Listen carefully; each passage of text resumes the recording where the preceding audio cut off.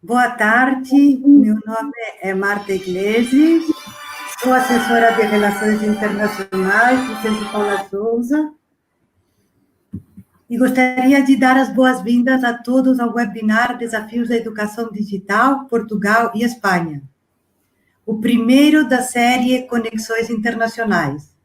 Este webinar é realizado em uma parceria Arinter do Centro Paula Souza com a Rede Internacional de Educação para o Trabalho, RIET. Agradecemos a presença dos convidados que aceitaram compartilhar conosco suas análises e experiências a respeito do tema. O doutorando Antônio de Pádua Palácio Rodrigues, que faz parte do Grupo de Investigação Didática da Universidade de Sevilha, a professora doutora Susana Amante, do Instituto Politécnico de Viseu, a vice-presidente Ângela Lemos e o presidente Rodrigo Lourenço, ambos do Instituto Politécnico de Setúbal. Obrigada a todos os que estão acompanhando esta transmissão pelo YouTube.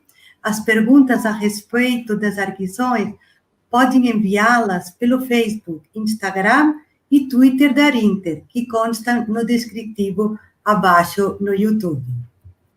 E agora, gostaria muito de passar a palavra, convido para dar as boas-vindas o diretor-presidente da RIET, Gustavo Álvarez, co-organizador desse evento, junto conosco. Por favor. Bueno, muchas gracias, Marta. Es un gusto y un placer poder participar de esta jornada, Desafíos de la Educación Digital entre Portugal y España. Quiero agradecer profundamente a vos, Marta, y a Camila Sousa del Centro Paulo Sousa, quienes impulsaron estas maravillosas jornadas y que obviamente nos han invitado a participar desde la RIET como coorganizadores. También quiero agradecer la participación y haber aceptado a Julio y a Antonio del Grupo de Investigación Didáctica de la Universidad de Sevilla, y a Ángela Lemos y a Rodrigo Lourenço del Instituto Técnico Setúbal, y a Susana del Instituto Politécnico de Viseu. Así que a todos ellos muchísimas gracias. Agradecer y dar la bienvenida a todos los participantes que desde diferentes países van a participar de esta gran jornada. Y bueno, y para mí la verdad que es una temática importantísima poder abordar este tema. Simplemente, bueno, quiero saludarlos desde Argentina y como presidente de la RIET dejarles una pequeña reflexión. Yo creo que estamos atravesando un duro momento a nivel mundial, pero bueno, esto nos lleva y nos interpela para poder pensar dónde estamos y hacia dónde debemos ir. Sin lugar a dudas, las medidas de aislamiento en casi todos los países nos han marcado que siguen existiendo, ¿no?, muchas desigualdades con respecto a la conectividad y a la posesión de computadoras. Esto obviamente no es un tema menor, y más cuando vamos a hablar de educación digital en las jornadas de hoy. Si bien hace muchos años y en todos los países venimos hablando de códigos, de algoritmos, de robots, de muchas tecnologías, la realidad, y sobre todo aquí en Argentina, como también en otros países, sabemos que, al menos en el nuestro, 1 de cada 5 estudiantes de escuelas primarias no tienen acceso a Internet en su casa, y casi un cuarto de ellos no tienen computadoras. Ahí estuve leyendo una estadística también de México, que el 40% solamente tiene computadoras en su hogar, y en Estados Unidos alrededor de 7 millones de niños y jóvenes no tienen Internet en sus casas. Entonces es sumamente importante poder debatir sobre la educación digital y su accesibilidad. Y en el desafío enorme que tenemos todos nosotros en poder obviamente lograr disminuir esta gran brecha digital que aún persiste. Porque ya hoy en día, y luego obviamente de que pasemos esta pandemia, ya nadie va a poder quedar excluido del uso de la tecnología, y va a pasar a ser el uso de Internet en un derecho esencial para nuestras vidas. Por eso es importantísimo poder estar debatiendo, analizando y ver también qué políticas públicas podemos generar, cada uno desde su lugar, para poder aminorar esta brecha. Y bueno, y claro, hay un gran cambio también de paradigma en la forma y manera de enseñar y aprender por estas nuevas tecnologías digitales, que va a transformar y está transformando la educación, sobre todo en la manera ¿no? de enseñar y cómo uno va a recibir esa educación. Y bueno, y es lo que nos toca a nosotros empezar a construir, y para eso obviamente quiero dejar a los que más saben, que son los oradores principales, agradecerles enormemente, aprender de ellos, y bueno, y poder lograr entre todos generar un mejor mundo para todos, acompañado de la tecnología, que realmente no es un enemigo, sino que la tenemos que saber utilizar. Muchísimas gracias a todos y a todas. Estoy a disposición desde esta red internacional aquí en Argentina. Y bueno, y les deseo que tengan una excelente jornada a todos y a todas. Muchísimas gracias. Muchísimas gracias. Muchísimas gracias a ti. Bueno, e agora convido para iniciar a apresentação o professor Antônio de Pádua Palacio Rodrigues, o qual possui graduação em Pedagogia pela Universidade de Sevilha, mestrado em Direção, Avaliação e Qualidade das Instituições de Formação Universitária. Atualmente é membro do Grupo de Investigação Didática GID 1390, Análise Tecnológica e Qualitativa, e trabalha como contratado de doutorado no Departamento de Didática e Organização Educacional da Faculdade de Ciências da Educação da Universidade de Sevilha. A experiência docente deste pesquisador está relacionada à tecnologia educativa e à formação do profissional. O tema da sua apresentação será Competência Digital Docente, a Educação do Século XXI. Antonio, por favor, la palabra está contigo. Muchas gracias, Marta. Si me permiten, vale, perfecto. Espero que puedan ver la presentación. A ver, ahí, perfecto. Bueno, pues antes de nada agradecer al Centro Paulo Sousa que pues brindarme la oportunidad de estar aquí, así como a la RIED, de la cual pues nuestro grupo de investigación pues también forma parte. Es de verdad un gusto estar aquí compartiendo pues estas jornadas que espero pues nos sirvan a todos para aprender un poco sobre este tema del que ahora se está hablando tanto. Y bien, Marta pues ya ha comentado que el tema principal de esta presentación va a ser la competencia digital docente, un término que hoy en día, y paso a la siguiente diapositiva, pues está en boca de muchas personas.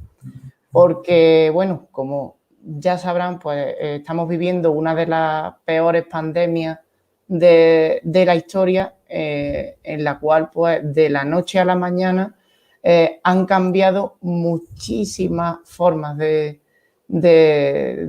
nuestra forma de ver la vida. Y concretamente con la educación, aquí les enseño algunos titulares en este caso, diarios españoles, pues cómo la tecnología educativa pues ha sido la principal herramienta por la cual pues las distintas instituciones han tenido que usar pues para intentar un poco paliar esta situación. El otro día leí que bueno, al principio de la pandemia pues estábamos un poco, pues que no sabíamos bien dónde situarnos, pero que ya en estos momentos podemos hablar de que estamos un poco pues confrontándola y poco a poco pues se va viendo pues que efectivamente la educación virtual es un recurso súper poderoso pues para combatir esto que no es poca cosa. Aquí, por ejemplo, pues se habla de la necesaria capacitación de los docentes, que va a suponer un gran desafío. Ya nos hablan de la educación que viene. Aquí en España hablamos de que nosotros estamos viviendo poco a poco una nueva normalidad. No sabemos si esta nueva normalidad pues también va a implicar una nueva educación, donde, repito, la tecnología digital es una herramienta súper poderosa para poder llevarla a cabo.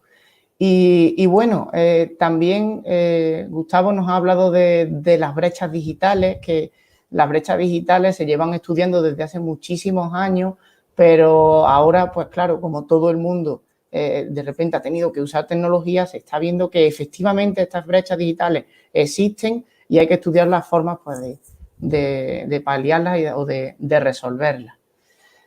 Y bien, está claro que se debe dar un vuelco, como nos habla en el último titular, un vuelco a la educación desde educación infantil, nos hablan aquí. Fijaos bien que yo, por ejemplo, pues vengo de la universidad, pero no solo la universidad se ha tenido que adaptar, sino que todas las instituciones.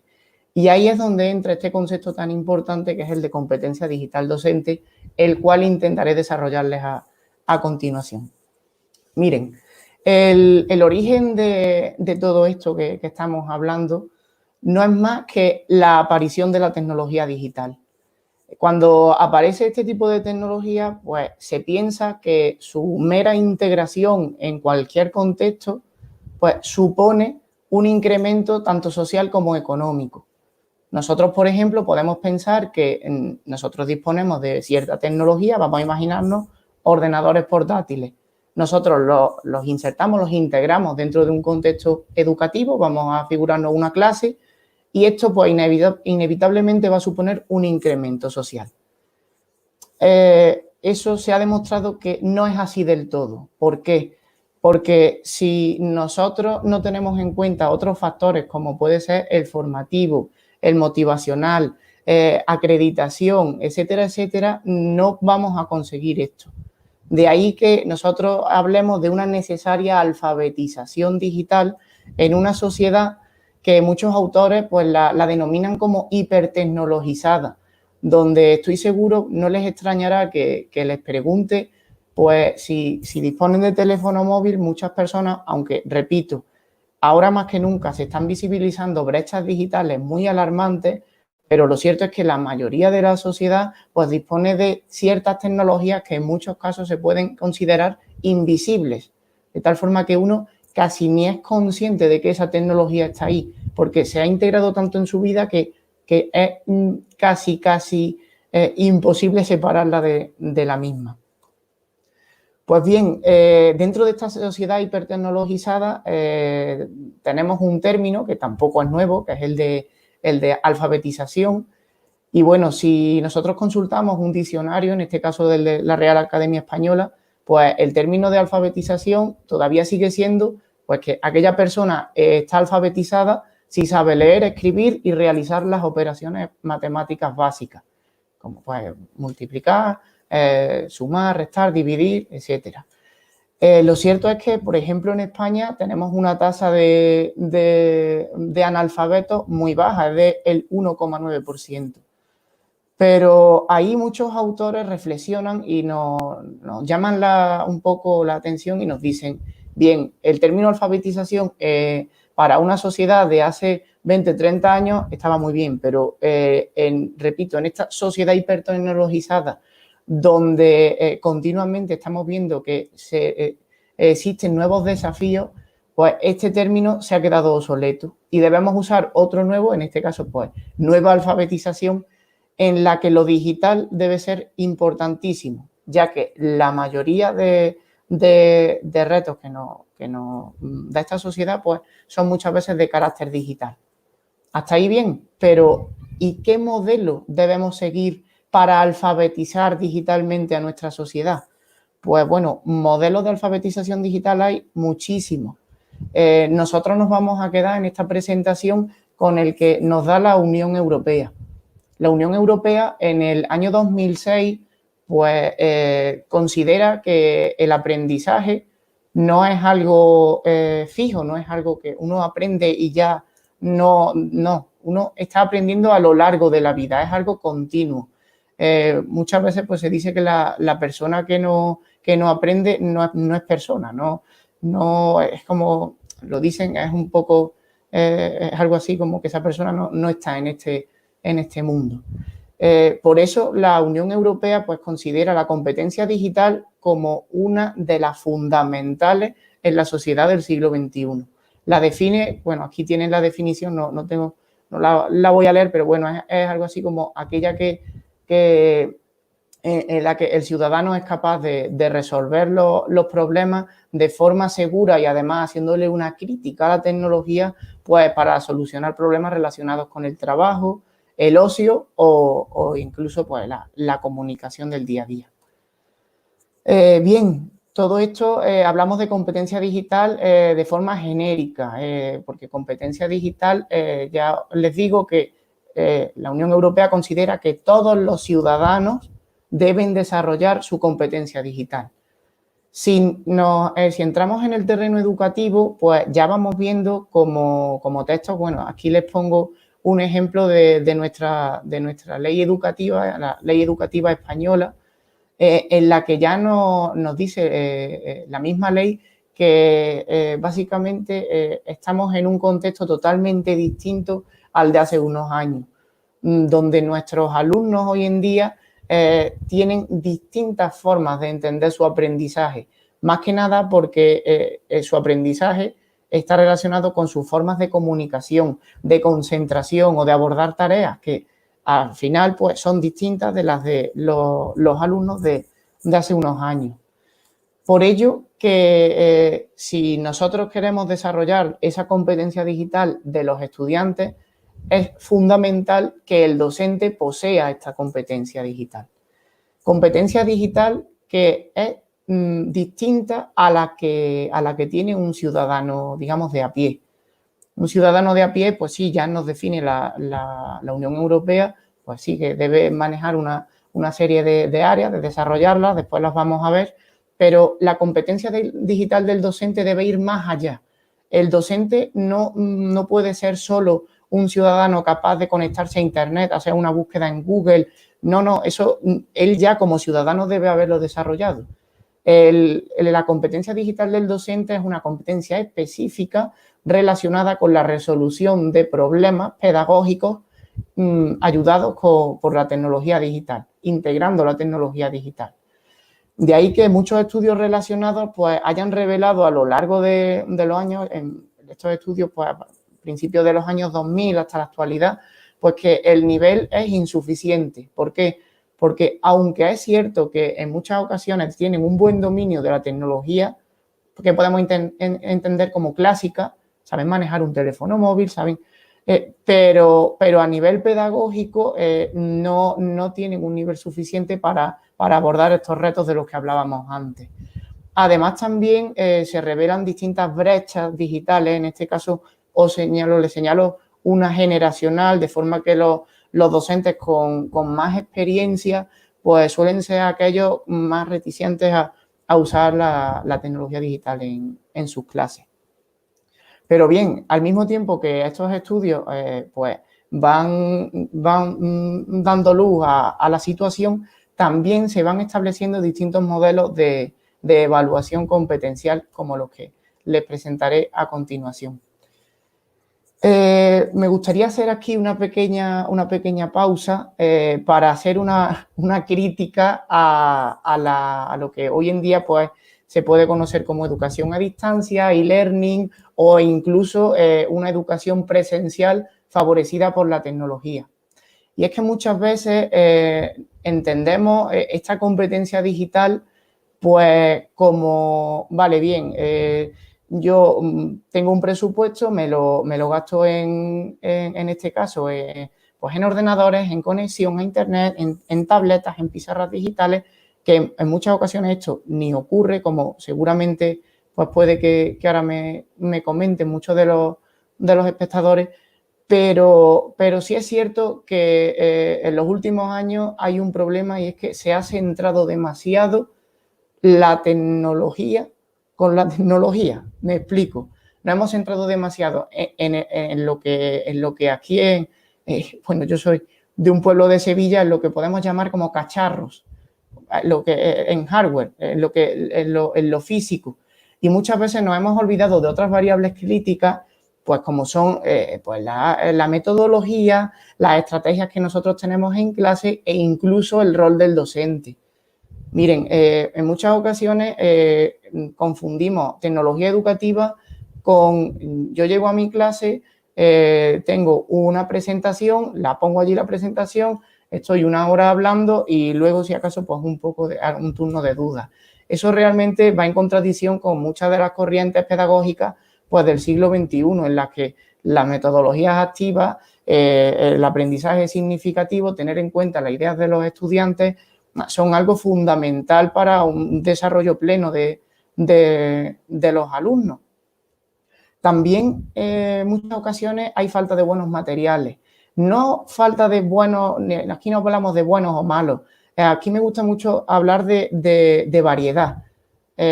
Muchas veces nos centramos en un único tipo de formato y todo lo presentamos en vídeo o todo lo presentamos en texto, en presentaciones, y dejamos a un lado los otros, cuando tenemos que tener en cuenta que el alumno pues, aprende en muchas ocasiones pues, con distintos formatos. Y bueno, aparte, pues eso, que por error o por falta de formación, más bien, pues se considera muchas veces la educación a distancia, pues como yo tengo una plataforma educativa, yo ahí subo mi contenido y poco más. Eso desvirtúa muchísimo, eso no es educación a distancia o educación favorecida por tecnología. Pero bueno, para eso estamos, para cambiarlo. Les voy a dar ahora una serie de, digamos, de pautas o consejos que nos da la Unión Europea pues, para poder mejorar nuestra competencia digital como docentes. Miren, esta diapositiva voy a intentarla pasar de forma rápida, ya que son 4 marcos distintos, 4 marcos competenciales. Tenemos DISCOMP y DISCOMP.org, Marco Común de Competencia Digital Docente Español y DISCOMP.edu. El primero de ellos es aquel que la Unión Europea publica para el ciudadano y es aquel con el que muchísimas instituciones están trabajando para desarrollar la competencia digital de los alumnos. Por otro lado, el último en el que nos vamos a centrar, DISCOMP.edu, es aquel específico de los docentes. Miren, aquí les presento la estructura de DISCOMP.edu. DISCOMP.edu surge en el año 2017 como es un consenso de muchísimos expertos a nivel internacional que, estudiando los distintos marcos existentes, pues establecen esta estructura en la que diferencian 3 grandes bloques. Por un lado, pues tenemos las competencias profesionales, que son aquellas que el docente desarrolla pues, en su labor como profesional de la educación, cómo se relaciona con sus compañeros, su formación continua, etcétera. Ahora les pondré la estructura general. Lo interesante de este marco es que el grueso es el centro, las áreas competenciales de la número 2 a la número 5, y son las competencias pedagógicas, es decir, aquellas relacionadas directamente con el proceso de enseñanza-aprendizaje. Y por último, también DISCOMP.edu reserva un área específica para el desarrollo de la competencia digital de los estudiantes, que como les muestro aquí hemos abierto el marco, pues nos vamos a fijar en el número 6, tiene en cuenta las competencias de los estudiantes, son exactamente las mismas que el marco DISCOMP que les enseñaba antes, que lo tenemos a la izquierda. Además, DISCOMP.edu, lo interesante es que no considera al docente como ¿es competente o no es competente? No, todo lo contrario. Entiende que el desarrollo de la competencia digital es algo progresivo y por ello establece 6 niveles competenciales distintos, desde uno más básico hasta otros más avanzados. Los primeros pues están más relacionados pues con una toma de contacto, una primera toma de contacto con la tecnología, mientras que los últimos ya están relacionados pues con el liderazgo o la innovación con TIC. De forma que una persona, pues al igual que puede estudiar idiomas, pues a partir de DISCOMP.edu se pueden establecer itinerarios formativos personalizados para cada perfil docente. Y así pues no frustrar a aquellos que tengan un nivel competencial algo más bajo o aburrir a aquellos pues que digamos necesiten otro tipo de actividades. Ni una es buena ni la otra es mala, simplemente se trata de ir pues desarrollándola poco a poco. Y aquí es donde les presento pues nuestra contribución desde la Universidad de Sevilla y concretamente pues desde el grupo de investigación didáctica, pues dirigido por el profesor Julio Cavero, pues en el cual ahora mismo estamos con 3 proyectos de innovación distintos relacionados directamente con esta temática.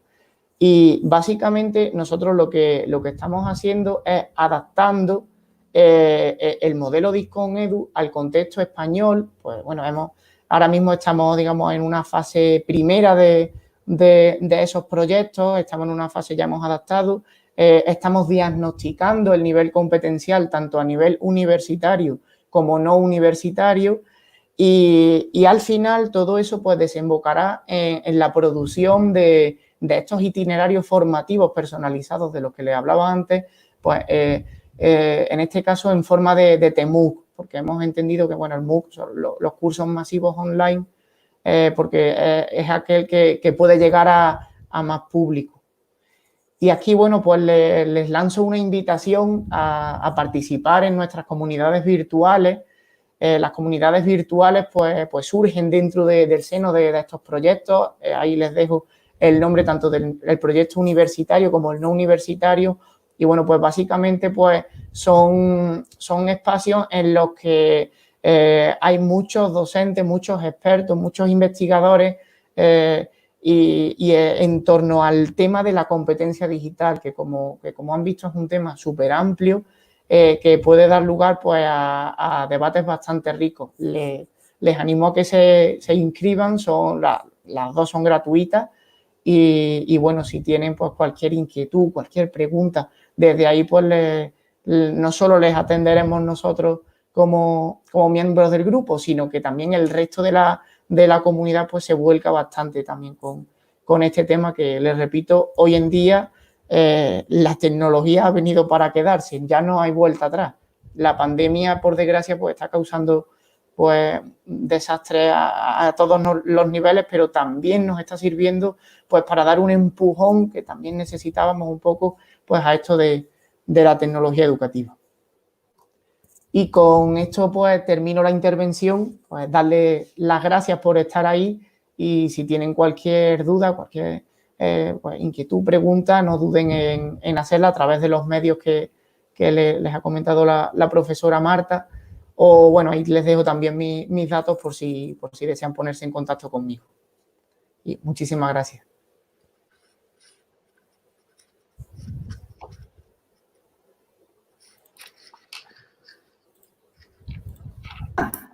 Estaba con el micrófono cerrado.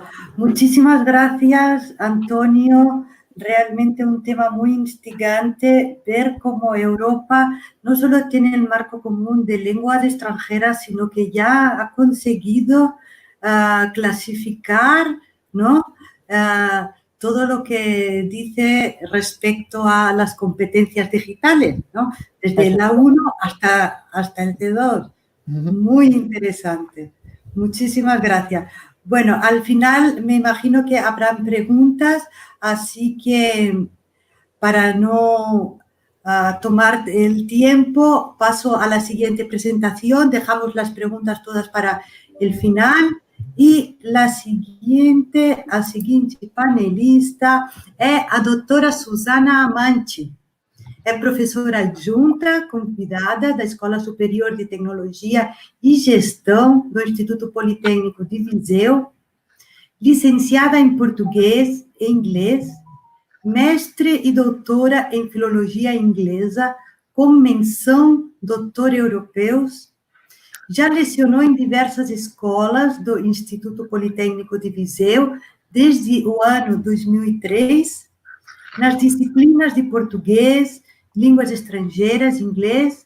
Trabalhou também nos Politécnicos de Coimbra, Leiria, Bragança e na Estagra, da Universidade de Aveiro, e ainda na Universidade de Trás-os-Montes e Alto Douro. As suas áreas de interesse são a literatura e cultura, sobretudo de expressão inglesa, literatura de potencial recepção infantil, didática das línguas e tradução, e a sua apresentação tem como tema os desafios do EAD no ensino superior, recursos tecnológicos, projetos e autonomia do aluno. Professora, passo a palavra. Obrigada, Marta. Em primeiro lugar, gostaria de saudar todos os que nos veem e todos os que nos ouvem em pelo menos 3 partes do mundo, no Brasil, em Portugal e em Espanha.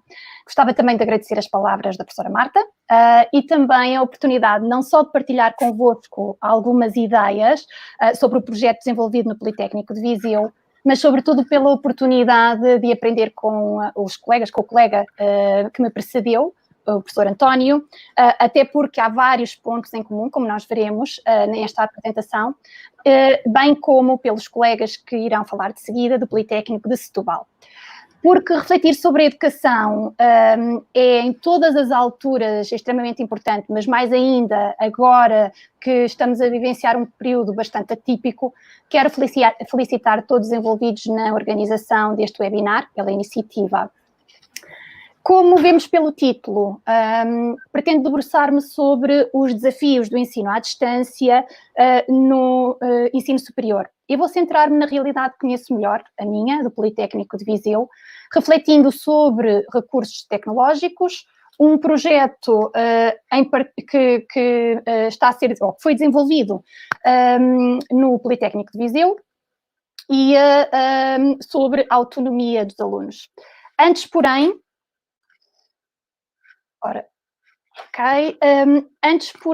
eu gostaria de começar por proceder a um breve enquadramento, sublinhando a existência do ensino à distância, não sei se já estão a ver, já, do ensino à distância e também do processo de Bolonha, que remonta a junho de 99, e que já existe, portanto, estes desafios e o processo de Bolonha que pressupõem aprendizagens, abordagens centradas nos estudantes e, portanto, a valorização de um conjunto de metodologias ativas, colaborativas, participativas, conducentes à construção ou à co-construção de competências transversais já há algum tempo, e tudo isto já ocorria num período bem anterior à pandemia. Só depois iremos partir da teoria para a prática, avançando com o tal exemplo do Politécnico de Viseu na verdade, vamos passar para um ponto seguinte, um olhar para o futuro, e será uma tentativa de olhar para o futuro, porque no meio de tanta incerteza é quase impossível fazer predições, mas penso que é importante tentarmos fazer um balanço dos pontos positivos que se podem aproveitar, daqueles que podem ser alvo de ajustamentos, de melhoramentos, para práticas mais bem-sucedidas e inovadoras e que podem prosperar e ser replicadas no futuro. Ora, em tempos anteriores ao processo de Bolonha, já há cerca de 25 anos, esta citação é de 95, Machado sublinhava que, e passo a citar, as funções do professor devem girar em torno deste imperativo. Há que preparar os alunos para o imprevisto, quer em termos de aquisições, quer de desenvolvimento de capacidades, instrumentos e atitudes. E, de facto, numa sociedade que não se quer só uma sociedade de informação, mas, sobretudo, uma sociedade de conhecimento, transformando a informação, os recursos para melhorar a condição humana, importa que se olhe para o aluno num todo, como um todo, permitindo aos estudantes que, e passo a citar principalmente esta parte que está destacada, permitindo aos alunos que, a par dos conhecimentos que constroem, que vivenciem também situações que lhes permitam desenvolver competências pessoais, sociais e pré-profissionais, ou seja, que se criem condições de formação que permitam adquirir capacidade para agir inteligentemente nas situações reais. Logo parece evidente que há largos anos era necessário mudar do paradigma do ensino transmissivo e assente na memorização e passar a envolver os alunos em aprendizagens ativas, e ativas porque significativas, como aliás preconizado por Morgado, quando afirma que é necessário desenvolver dinâmicas que recorram ao debate e à reflexão e criar condições para que os estudantes se assumam como os principais protagonistas das suas próprias aprendizagens e possam conferir sentido e utilidade ao que aprendem na escola. No plano do ensino-aprendizagem, é imperioso que o núcleo enfático se desloque do ensino para a aprendizagem e que a produção de conhecimento vise, sobretudo, as suas aplicações e situações reais do cotidiano. E vemos aqui constantemente a tónica dos alunos como protagonistas. Logo, temos uma abordagem centrada nos estudantes. Temos também a ênfase que recai na utilidade e na aplicação prática de conhecimento construído ou co-construído. E, assim sendo, impõe-se uma questão. E a questão é, significa isto que o professor do século XXI se tornou obsoleto em virtude das novas tecnologias? É certo que não. Mais do que nunca temos assistido em todo o mundo a discussões sobre a educação, o papel do professor em tempos de Covid, e todas, sem exceção, reiteram que o ato de educar é um ato de relação. E os professores são mediadores, os professores são facilitadores e devem incluir as tecnologias de informação e comunicação nas suas práticas, não só agora que se tornou premente, mas sempre que possível. Isto leva-nos a uma outra questão. Estarão os professores preparados para isso? Há quem defenda que não, como percebemos pela citação, mas também pela própria imagem. Há muitas vezes, como aqui diz, um hiato, há muitas vezes um gap na maneira como o professor e o aluno percebem a tecnologia. Os alunos são atualmente chamados de nativos digitais, enquanto que muitos dos primeiros, alguns professores, não veem telemóveis, apps, redes sociais como recursos, mas antes como brinquedos ou como passatempos. Contudo, e como referiu o professor António, e eu não fazia a menor ideia que iríamos tocar neste aspecto, portanto, é comum. É já reconhecido através deste documento que os professores de hoje necessitam de uma série de competências digitais específicas à sua profissão para poderem desfrutar e aproveitar o potencial das tecnologias digitais para que melhorem e inovem no plano da educação. Aqui temos, não me vou alongar sobre este aspecto, já foi referido pelo professor António e muito bem. São imensas as potencialidades das tecnologias, mas também depois são imensos os recursos e o professor precisa de explorar aqueles que permitem aos alunos desenvolver determinadas competências de acordo com os objetivos específicos. Aqui, apresento-vos um excerto de um momento de formação que ministrei a colegas de várias áreas em 2018, porque estes iriam receber alunos estrangeiros nas suas aulas e precisavam de reciclar os seus conhecimentos em língua inglesa. E como verificam, esta formação foi uma aprendizagem para todos, porque implicou blended learning, e por isso um conjunto de aulas à distância, através de ferramentas que eram para mim, eu diria que para todos nós, desconhecidas. E nesta altura, em 2018, não é, mais uma vez, já se falava em 95, como nós vimos há pouco, mas não é que estas ferramentas fossem de todo desconhecidas para toda a gente, mas se calhar porque ainda não estava, não era premente, estávamos apenas a dar alguns passos, foi a primeira vez que eu contactei.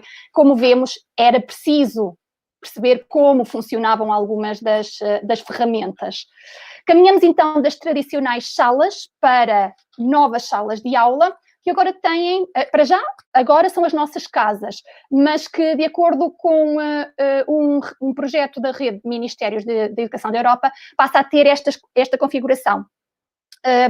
Posso dizer que estas salas de aula do futuro já estão a funcionar em vários países e num artigo que li de outubro de 2017, informava que em Portugal já havia 34 salas de aula do futuro espalhadas por 30 agrupamentos, e isto em Portugal. Seja em casa, nas salas de aula do futuro ou nas salas de aula convencionais, é importante que os alunos se sintam motivados e para que essa motivação conduza a aprendizagens significativas, colaborativas, criativas e críticas, possibilitando a aquisição, ou melhor até, a construção de competências transversais. O envolvimento na aprendizagem passa então pelos indicadores que referi, indicadores como e volto a reiterar, de acordo com a citação, pensamento crítico, aprendizagens colaborativas, interação entre docentes e alunos, reflexão e uma aprendizagem que se ligue, que se articule com problemas do dia-a-dia, problemas reais, além da criatividade e desenvolvimento de competências comunicativas. Ora, se há quem defenda que a educação à distância contribui significativamente, eu aqui mostro a tal referência à motivação. Se há quem defenda que contribui para que os alunos estejam mais motivados, que sejam mais autoconfiantes, mais autodirecionados, comprometidos com as suas próprias aprendizagens, então fazia todo sentido a aplicação. Portanto, vamos olhar para um caso concreto que ocorreu no Politécnico de Viseu, através do projeto que eu e 3 colegas intitulamos Stepping Up to Global Challenges, Empowering Students Across the World. O projeto foi desenvolvido com 2 turmas do primeiro ano de marketing do Politécnico de Viseu, na unidade curricular de Inglês de Negócios 2, mas também com estudantes polacos que estudam escrita criativa em inglês na Universidade de Radom. No âmbito da licenciatura era em Filologia Inglesa, também polacos, mas de um outro nível, era de um curso profissional de eletrónica.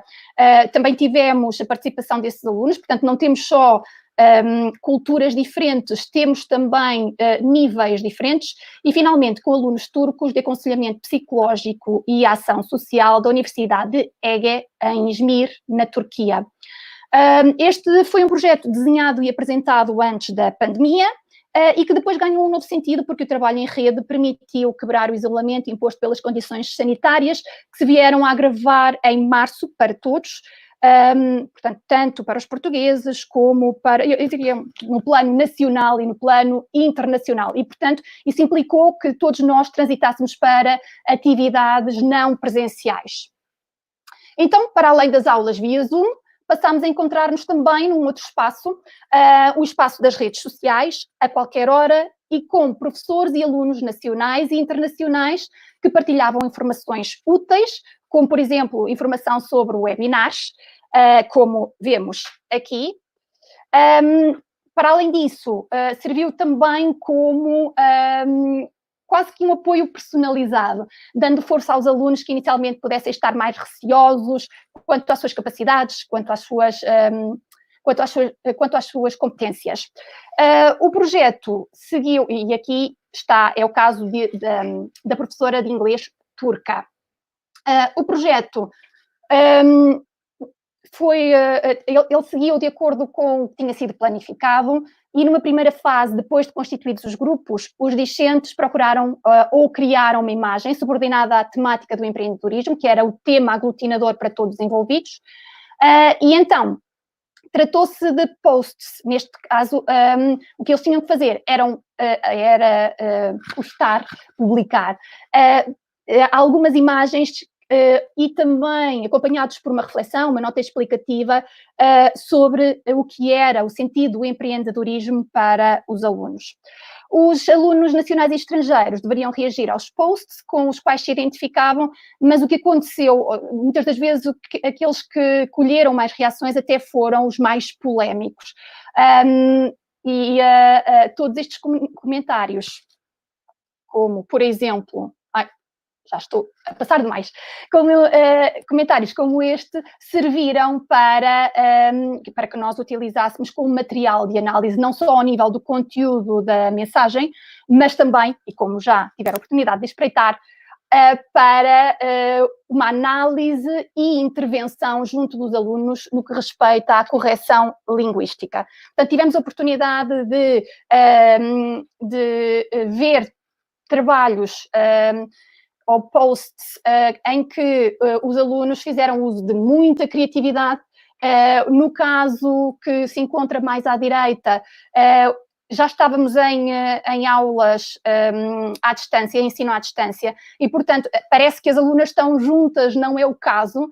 Elas foram muito criativas, colaborativas, criaram sinergias e desenvolveram inúmeras capacidades. Temos também mais outros exemplos. Aqui os alunos referem novamente que a fotografia foi feita, é criada pelos alunos. Portanto, temos uma série de competências desenvolvidas, competências várias e transversais. Nesta fase em particular, também importante, competências de cidadania.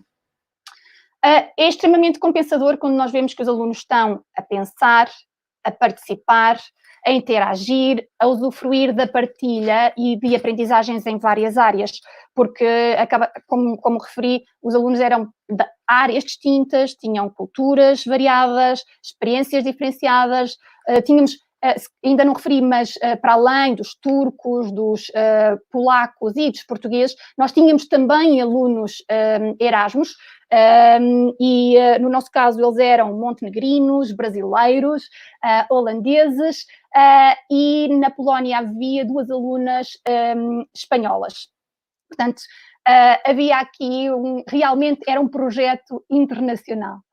Temos um ótimo testemunho, neste caso em particular, de uma aluna Erasmus na Polónia, é de nacionalidade espanhola, e temos muitos outros exemplos de alunos, por exemplo, este caso também destacado, em que temos alunos que recomendam filmes, documentários, mas também professores que desafiam constantemente os alunos e eles reconhecem a importância de projetos como este, que é um projeto que, como eles fizeram notar no final na apresentação final do projeto, é um projeto que os ajuda a vários níveis. Ajuda, por exemplo, a pensar no que realmente querem fazer no futuro.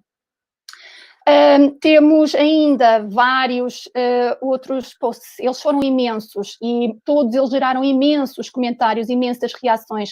Neste caso, a tentativa de trazer o projeto para as experiências vividas no contexto da pandemia,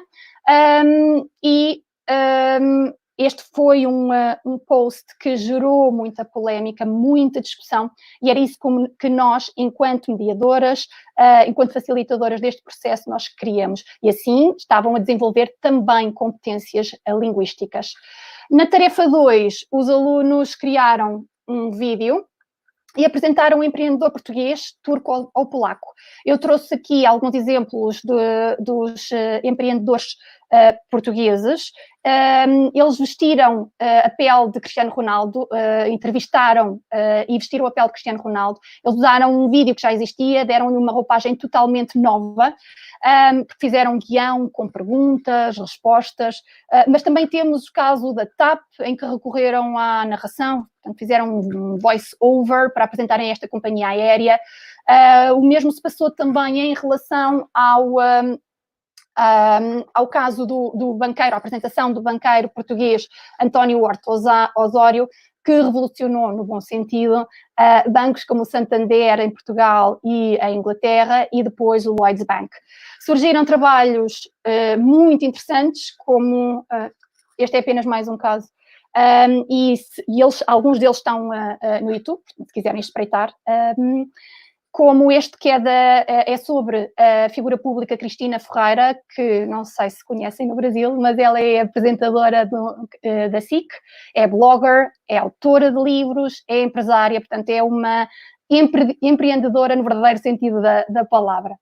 Na tarefa 3, esta foi, eu penso que na opinião de todos os envolvidos, o ponto alto foi o pináculo de todos os princípios de que falámos há pouco, evidenciando-se a colaboração, a reflexividade, a demonstração de competências co-construídas e, enfim, a capacidade de resolução de problemas, apenas para elencar alguns aspectos. Esta tarefa implicou que cada grupo tivesse ou fosse atribuído um outro ou 2 outros grupos de outras nacionalidades, turca e polaca, ou somente turca, porque havia mais alunos, apesar de na Polónia haver 2 turmas, uma turma do ensino profissional e uma turma do ensino superior, apesar disso havia mais alunos turcos do que polacos, tal como no que diz respeito aos portugueses havia 2 turmas, portanto, alguns grupos tiveram apenas a presença de alunos turcos.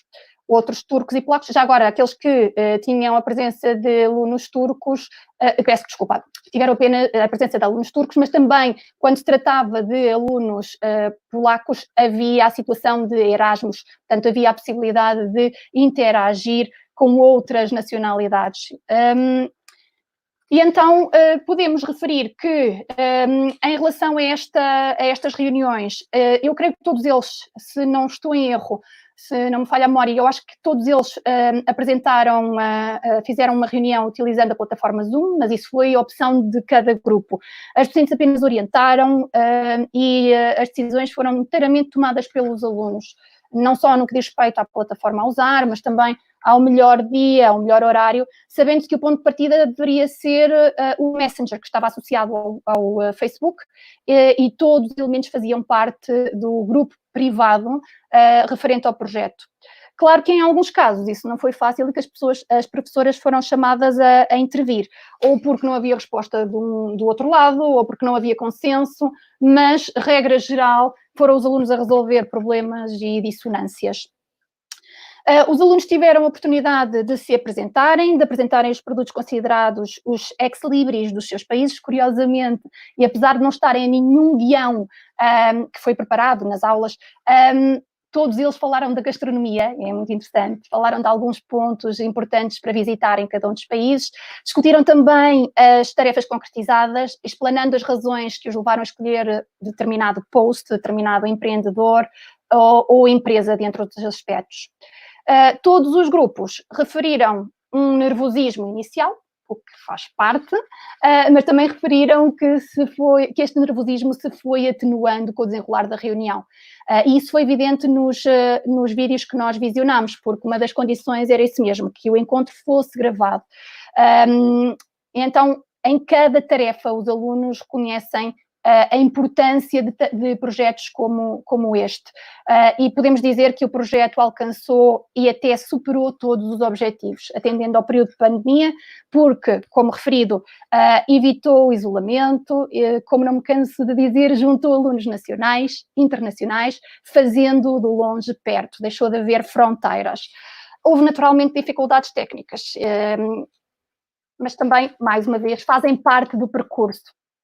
Por exemplo, um dos grupos, neste caso eles falam de dificuldades no que diz respeito ao microfone, câmara, mas um outro grupo, esqueceu-se de fazer a gravação e como tal, como ninguém tinha gravado a reunião, os elementos resolveram agendar novo encontro e passou a ser um em que todos já pareciam ser amigos de longa data, que se estavam a rever, eles próprios, para além de fazerem essa referência no post que fizeram no Facebook, também o referiram na apresentação final do projeto.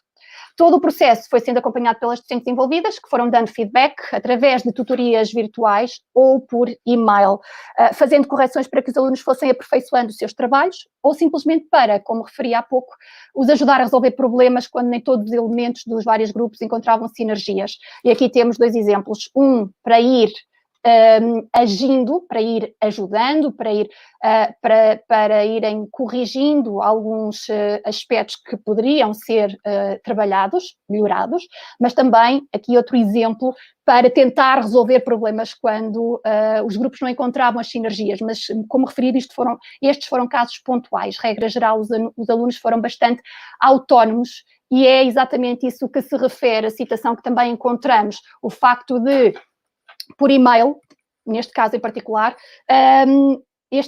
o e-mail ser um recurso que é utilizado para reforçar a aprendizagem para além do tempo da aula, através de feedback de correção de trabalhos, como meio de comunicação e atualizações regulares, sempre que necessário. Neste diapositivo, vemos outros meios complementares de apoio aos alunos, para além do e-mail, como o Messenger, que foi o meio privilegiado extra-aula para, de forma mais rápida, mais imediata, diligenciarmos assuntos relativos ao projeto. mas também o próprio WhatsApp. Neste caso foi usado como outra turma, muito mais pequena, e uma turma que não era de inglês. E eu creio que que a criação de grupos da turma torna-se mais fácil para os alunos para esclarecerem dúvidas e para nós também para irmos acompanhando. Neste caso em particular, o que nós conseguimos ver é que os alunos fazem perguntas, mas também os outros dão logo resposta e eu apenas necessitava de supervisionar se as informações que passavam eram as corretas. A comunicação quase imediata era uma mais-valia, principalmente pelos vários modelos de interação. Portanto, alunos, professora, professora, alunos, aluno, professor, aluno, aluno, aluno. Há inúmeras vantagens reconhecidas por vários académicos que puseram em prática a comunicação mediada por computador. Por exemplo, segundo esta citação, e vou-me centrar apenas nesta parte de cima, que é a parte que me interessa, na comunicação síncrona, no nosso caso foi através de Zoom, no caso das aulas, permite aos alunos que expressem pontos de vista sem se inibirem e nesse caso, faz com que eles tenham um melhor desempenho ao nível da coerência, da fluência, seleção vocabular, melhor até do que nas aulas presenciais. Isto porque, de acordo com o que nós vemos aqui, os níveis de ansiedade baixam porque o ambiente é anónimo, eles sentem-se menos retraídos, menos expostos a julgamentos. Mas se há vantagens na comunicação mediada por computador, há também desvantagens, principalmente, eu diria que ao nível da avaliação.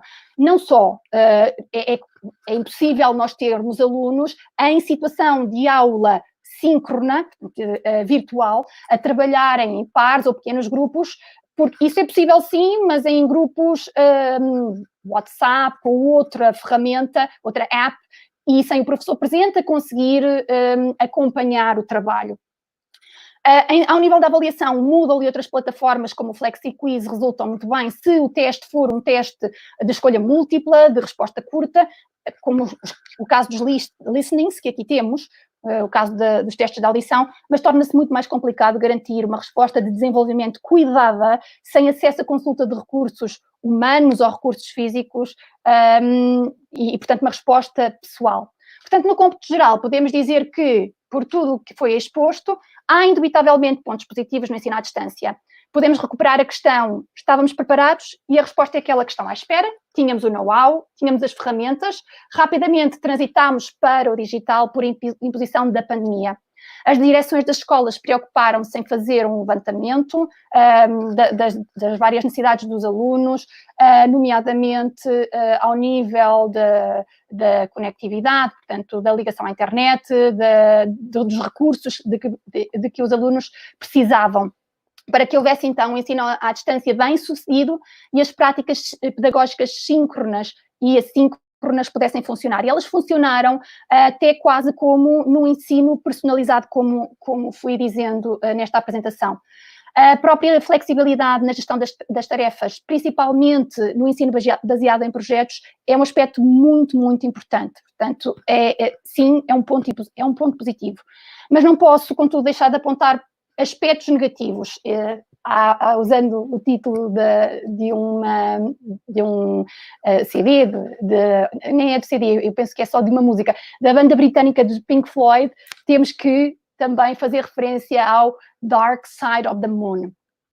A este nível, não podemos esquecer que, independentemente da preocupação das direções em conseguir que os alunos tivessem acesso a recursos, há aspectos que nós não conseguimos controlar, há algumas dificuldades técnicas, há acesso condicionado. Eu recordo-me, por exemplo, que numa das aulas, era uma aula de apresentação de trabalhos, uma aluna estava em pânico, e por isso é que foi muito importante também termos meios alternativos para a comunicação, porque ela não conseguia aceder à internet pela internet de casa e depois ficava muito dispendiosa a internet no telemóvel e o recurso aos dados móveis, e por isso ela dizia que tinha dificuldades técnicas por causa da trovoada, e nada disso nós não conseguimos controlar.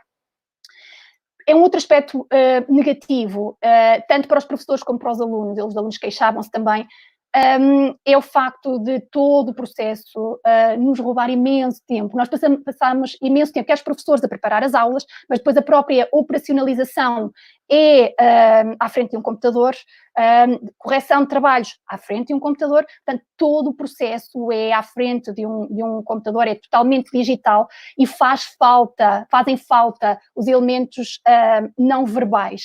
Fazem falta os gestos, fazem falta as expressões faciais, eles são imprescindíveis para a comunicação. Havia alunos que, ou porque não queriam, ou porque não podiam, não tinham câmara, não usavam o vídeo nas aulas, outros mantinham o microfone desligado, portanto, tudo isso, o ver um acenar da cabeça para compreendermos que estão a acompanhar o processo, tudo isso faz falta, os próprios elementos proxémicos, o deslocarmos pela sala de aula. Para além disso, como referido, a avaliação é um processo muito mais complexo. Ora, na verdade, e para concluir, olhando para o futuro, é inquestionável que as tecnologias de informação e de comunicação são, no século XXI, ferramentas incontornáveis. E o ensino à distância, também o vimos, apresenta inúmeras vantagens, mas não podemos esquecer que o ato de ensinar, como referido, é um ato de relação. E este fica condicionado se ocorrer só nestes moldes de ensino à distância. O ideal é aproveitarmos o que melhor nos oferece este modelo e, se possível, fazermos uso do mesmo em paralelo com o ensino presencial, num blended learning, no ensino misto. E é, aliás, aquilo que é preconizado, ou pelo menos foi no final de maio, pela Direção-Geral do Ensino Superior, que recomendava um ensino misto nestas condições, nas condições de ensino de emergência, naturalmente salientando a importância de gradualmente se ir regressando a atividades presenciais. Aliás, é importante referir que ontem já foram, no que diz respeito ao ensino base e secundário, já foi referido que em setembro, esperemos, mas prevê-se que entre o dia 14 e o dia 17 de setembro, em Portugal, que as aulas tenham início presencialmente. Mas a verdade é que a realidade é muito difícil de antecipar, muda muito rapidamente, e são várias as notícias que nos dão conta disso mesmo, de que vamos manter algumas das aulas à distância. No caso, esta também é uma notícia de maio, de final de maio. No caso do ensino superior, diz-se que o ensino superior, está aqui no fizinho, que o ensino superior tem um ambiente propício para a realização de aulas e reuniões à distância.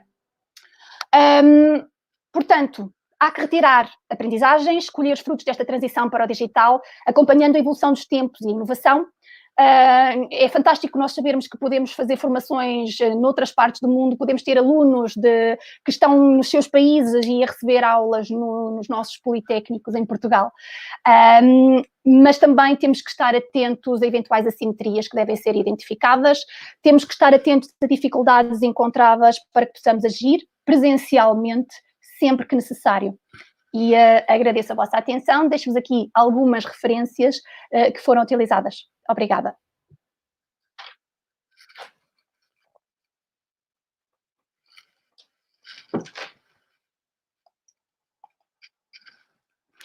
Marta, não se ouve.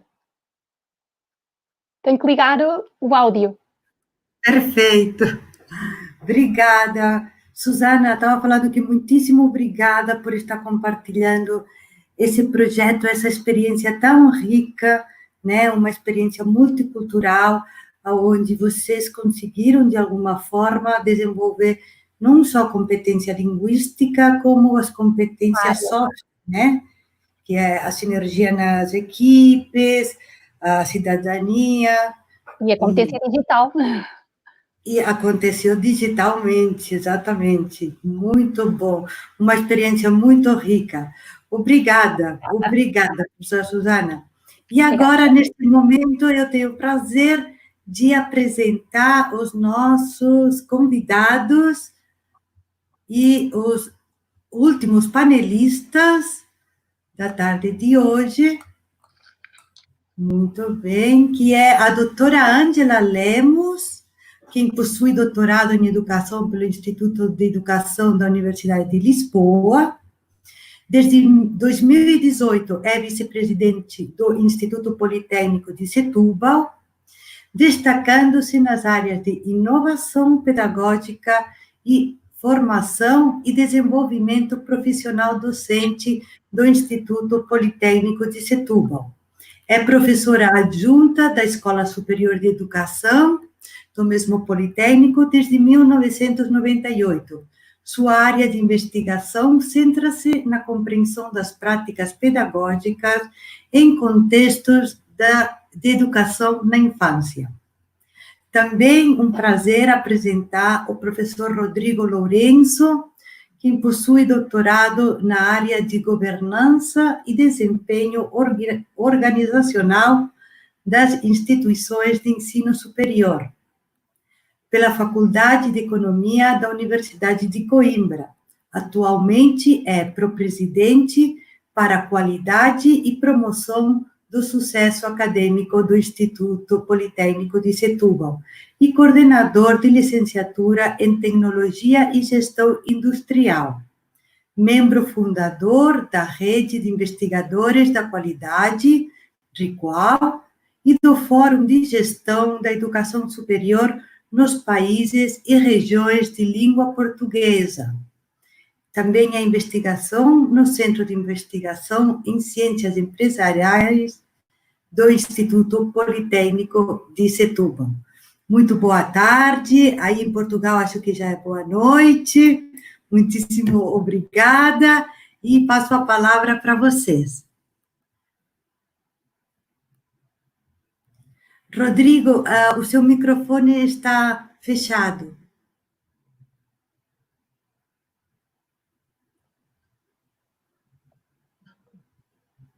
Tudo tão programado, tudo tão preparado, e depois faltou o microfone.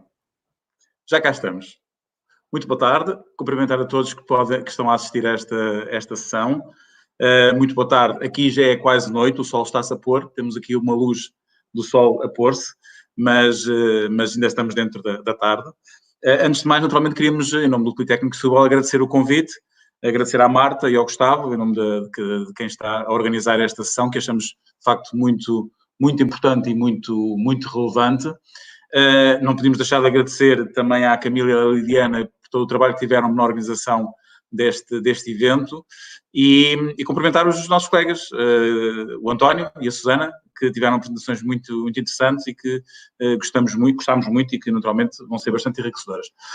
Nós vamos falar um pouco sobre o processo aqui que tivemos de adaptação e de adequação que tivemos de fazer no âmbito desta pandemia, mas também um pouco mais alargado na perspectiva de qual é que era a nossa ambição e qual é que foi a nossa perspectiva. Numa análise global, a forma como nós olhámos logo à partida foi como é que poderíamos potenciar isto o máximo possível nesta adequação que tínhamos do ensino à distância para o futuro do processo de ensino e aprendizagem no IPS. Esta foi a abordagem que tivemos no início. Confessamos que, naturalmente, não foi uma abordagem, não sabíamos para onde íamos, nem é uma estruturada, nem uma estratégia muito bem delineada à partida. Fomos definindo conforme íamos encontrando as situações com qual nos íamos deparando. Mas, no final, olhando para trás, achamos que as decisões que fomos tomando fizeram sentido e, de certa forma, têm alguma estrutura e uma coerência nos passos que fomos dando. Nós baseámos num processo que, inicialmente, foi uma paragem, portanto, decidimos parar durante 15 dias para reorganizar-nos em termos de instituição.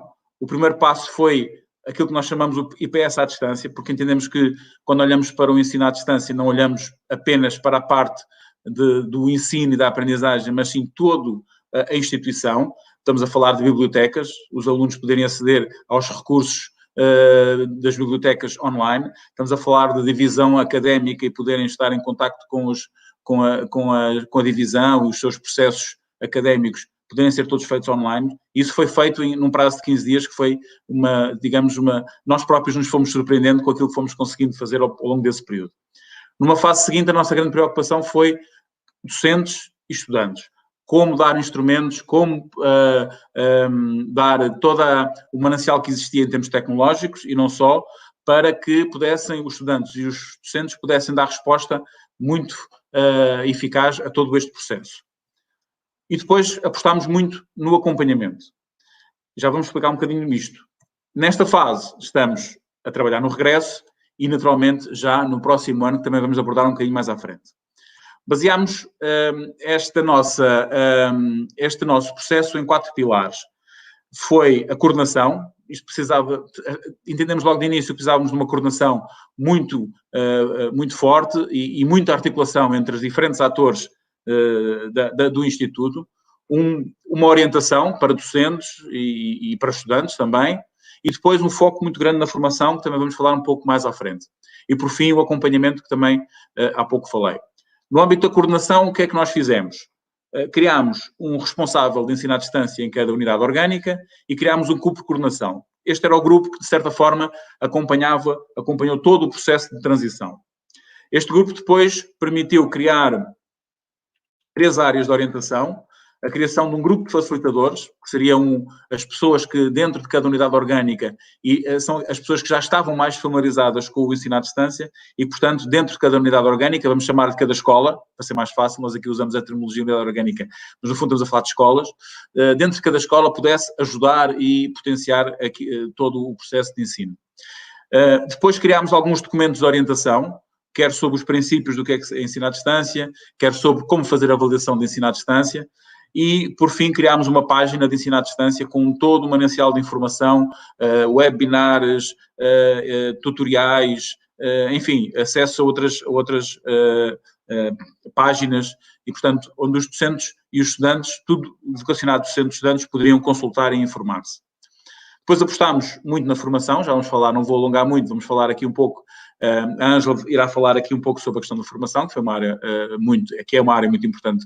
Formação para docentes, quer na área tecnológica, quer depois na área da metodológica e pedagógica.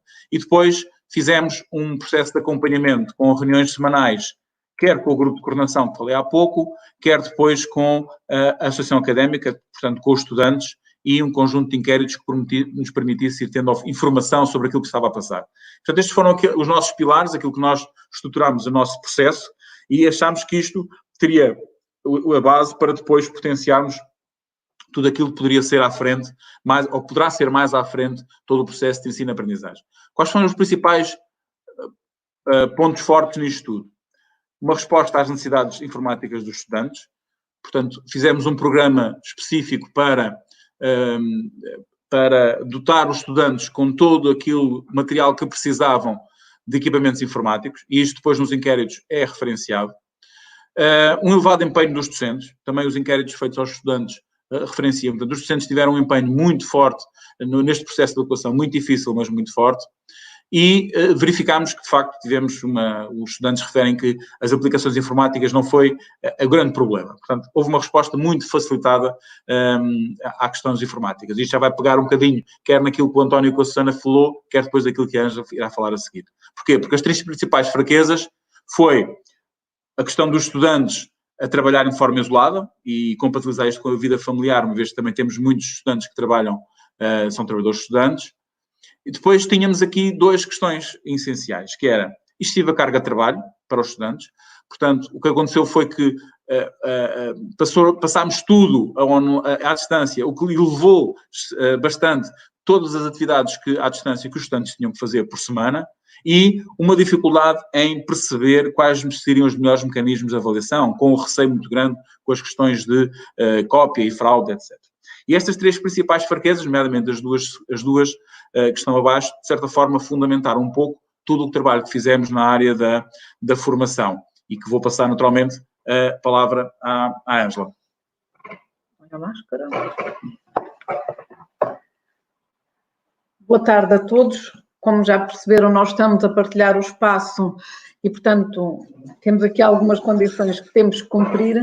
Agradecer a vossa presença e agradecer o convite. O Rodrigo já fez as apresentações iniciais e, portanto, eu vou passar. Há aqui uma questão que consideramos que era importante também focar que é toda a articulação com a associação académica que fomos tendo ao longo do percurso. Portanto, os estudantes foram acompanhando e foram um parceiro muito importante em todo o processo. Todo o material que foi cedido e que foi emprestado, a associação académica conseguiu, aqui em parceria connosco, algumas câmaras e microfones para os estudantes, portanto, tentámos que eles, que a parte tecnológica não fosse um problema. Já sabemos que é mais difícil, toda a nossa divisão informática também foi trabalhando connosco e, portanto, o Rodrigo disse, houve aqui um todo, ou seja, é o IPS como um todo e não apenas os docentes. Agora vou falar um pouquinho sobre a formação. Nós temos vindo a apostar na formação pedagógica dos docentes porque entendemos que ela é fulcral no desenvolvimento dos processos de ensino e aprendizagem e também porque deparamos, pelo menos em Portugal, grande parte dos nossos docentes do ensino superior não têm formação pedagógica, ou seja, são pessoas com formação científica, vêm de áreas muito específicas, mas não têm formação pedagógica. E desde há uns anos a esta parte, temos vindo a apostar na formação pedagógica. E isso, neste momento, tornou-se demasiado importante e temos aqui um gráfico só para vocês tentarem perceber, portanto, fomos evoluindo. Este ano já temos 7 ações de formação, mas, efetivamente, o número de docentes implicados tem vindo a crescer. Este ano, em 2020, cresceu exponencialmente, porque nós aqui no período da pandemia, depois de irmos para casa, sentimos muita necessidade de formação, sentimos necessidade de ajudar os nossos docentes e de os apoiar em todo o processo. E, portanto, fomos efetivamente criando aqui 2 áreas. Por um lado, formação na área tecnológica, e aqui contamos essencialmente com os recursos internos e os facilitadores que o Rodrigo há pouco falava foram muitos dos nossos formadores. Porquê? Porque são pessoas que já trabalhavam de alguma forma com algumas destas ferramentas, com alguma desta tecnologia e foram eles que, com os seus pares e, portanto, numa partilha e numa construção de conhecimento, foram eles que nos apoiaram e foram eles que foram os formadores internos para a nossa comunidade docente. Dizer-vos que, efetivamente, adotámos estas 3 plataformas. O Moodle era o mais usual, era o usual. O Zoom já era utilizado por alguns docentes e o Teams foi uma nova plataforma que se generalizou no Instituto, quer a nível dos serviços, portanto, internamente nos serviços nós trabalhamos todos com a plataforma Zoom e depois na sala de aula os docentes foram optando por diferentes ferramentas. O Moodle era efetivamente utilizado por muitos dos docentes, mas verificámos que muitos dos docentes utilizavam o Moodle mais como um repositório do que como uma ferramenta de interação e interativa com os estudantes. E, portanto, aos estudantes também foram disponibilizados tutoriais sobre a utilização destas ferramentas. Foi um cuidado que tivemos. A página do EAD que o Rodrigo falou também tem uma componente para os estudantes. Os documentos que fomos fazendo e que fomos elaborando, as orientações para o ensino à distância e as orientações para a avaliação, eles foram sempre ouvidos e há sempre uma componente dedicada ao estudante e não apenas aos docentes. Depois, na componente metodológica, nós sentimos metodológica e pedagógica, como vos disse, é uma aposta muito grande nossa e, mais uma vez aqui, tal e qual como vocês os referiram, nós tivemos um ensino essencialmente de emergência, portanto este é um ensino tecnológico de emergência e quisemos dotar os nossos docentes, dar-lhes mais competências, ajudá-los neste percurso. Curiosamente, em fevereiro tínhamos tido um workshop e, portanto, ainda pré-pandemia, não se avizinhando, ou não sabíamos aquilo que iríamos ter pela frente, mas tivemos um workshop de aprendizagem e produção e partilha de vídeos em contexto educativo. E, portanto, nós temos apostado muito nas nossas formações em metodologias ativas, em apostar na inovação e este tinha sido uma formação um mês antes de irmos para casa, foi no dia 12 de fevereiro e nós fomos para casa a 13 de março. qual foi o nosso objetivo? O nosso objetivo era que as ferramentas tecnológicas começassem a fazer parte daquilo que é o nosso ensino presencial, que é a nossa marca em termos de Politécnico em Portugal e no Politécnico de Setúbal, que é a nossa marca do trabalho prático, muito ligado à região, muito ligado aos contextos e, portanto, faz sentido criarmos aqui sinergias e trabalhar mais as competências tecnológicas. Depois, sentimos então, como vos disse, a necessidade de uma formação muito específica para o ensino e aprendizagem online. E aqui fizemos uma call, tivemos 135 docentes a participar, foram 4 edições que conseguimos desenvolver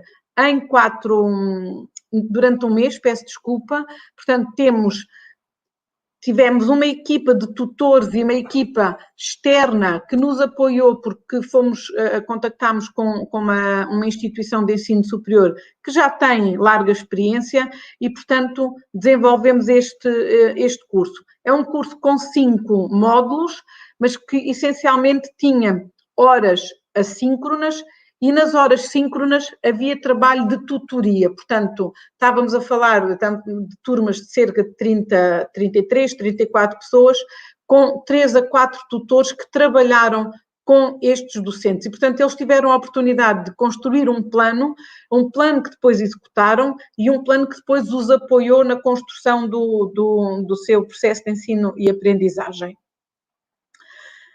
Passando agora um bocadinho aqui para os desafios. O que é que o próximo ano nos traz? Por um lado, um regresso à normalidade, potenciando as aprendizagens construídas, portanto, queremos apostar essencialmente no regime presencial, mas com recurso a ferramentas EAD, e quando vos dizemos o regime presencial, para nós é claro, e há pouco a colega, a Susana, referiu isso, e portanto, aquilo que vamos apostar é no ensino presencial, assim as condições nos permitam, mas potenciando muitos dos recursos que tivemos. Como vos disse há pouco, por exemplo, fazer com que o Moodle deixe de ser um repositório e passe a ser um recurso pedagógico. Uma aposta também em laboratórios virtuais, remotos, híbridos, ou seja, neste momento temos um grupo, é mais um dos grupos de trabalho que criamos na pesquisa daquilo que são ferramentas que nos podem ajudar, quer no presencial, com ferramentas tecnológicas, quer numa situação de emergência, se tivermos que voltar ao confinamento, e numa metodologia também de blended learning. Queremos aprofundar as nossas competências em projetos piloto e, portanto, a nossa proposta é que no próximo ano existam 3 a 4 projetos piloto de uma ou duas, de algumas unidades curriculares que possam funcionar exclusivamente em EAD, retirando sempre aqui aquilo que são as práticas que são presenciais e a avaliação que gostaríamos que fosse também essencialmente presencial, mas que poderá não ser. E, portanto, aqui o desenvolvimento de metodologias de blended learning em unidades curriculares específicas, em que isso seja possível. Nós temos também a funcionar, os politécnicos em Portugal têm uns cursos de curta duração, que são os cursos técnicos superiores profissionais, onde tem uma grande componente de presença e de aulas presenciais e, portanto, aí queremos manter e teremos que encontrar aqui outra estrutura. Continuação na aposta do programa de formação e desenvolvimento profissional, portanto, aqui muito nas metodologias ativas e na inovação pedagógica. Já era assim, agora temos que redirecionar e repensar. A questão da equipa dos laboratórios remotos, o que é que nós fizemos? Nós tentámos encontrar, a nível do Instituto, pessoas das diferentes áreas e, portanto, nós temos 5 escolas e o grupo é constituído por pessoas das 5 escolas e dentro das 5 escolas por áreas também diferentes. Foi necessário uma apropriação de conceitos, portanto, aqui um estudo, o que é isto dos laboratórios remotos, virtuais, o que é. Neste momento estamos a fazer um levantamento interno das nossas necessidades, portanto, escola a escola, curso a curso, unidade curricular a unidade curricular, para implementação ou consolidação de um regime de e-learning. Aqui é muito importante porque Começámos escola a escola e vamos passar agora para um segundo nível de perceber as sinergias nas diferentes escolas e como é que os laboratórios podem aqui funcionar não apenas escola a escola, mas entre escolas. A análise dos recursos físicos necessários e depois um estudo para a implementação desses recursos, quer a nível financeiro, quer a nível de adequação metodológica e científica, e portanto este é essencialmente o nosso trabalho, foi o nosso trabalho neste momento.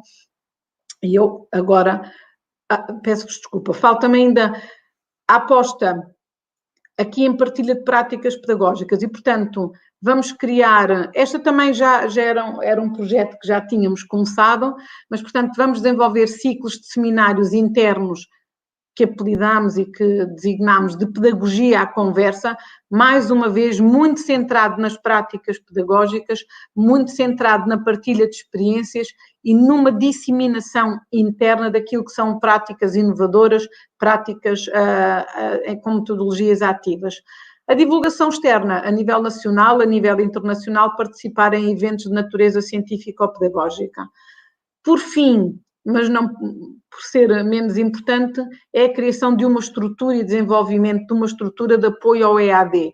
Portanto, o EAD veio para ficar, com diferentes metodologias, com diferentes aportes, mas aqui há a aposta na criação de uma estrutura que dê apoio. Esta estrutura que foi acompanhada essencialmente pelo Rodrigo, mas também por mim e pelo vice-presidente da área das tecnologias, é muito importante para dar aqui consistência e para poder dar apoio. Portanto, este acompanhamento aos docentes é fundamental, aos docentes e aos estudantes. E passo agora a palavra ao Rodrigo.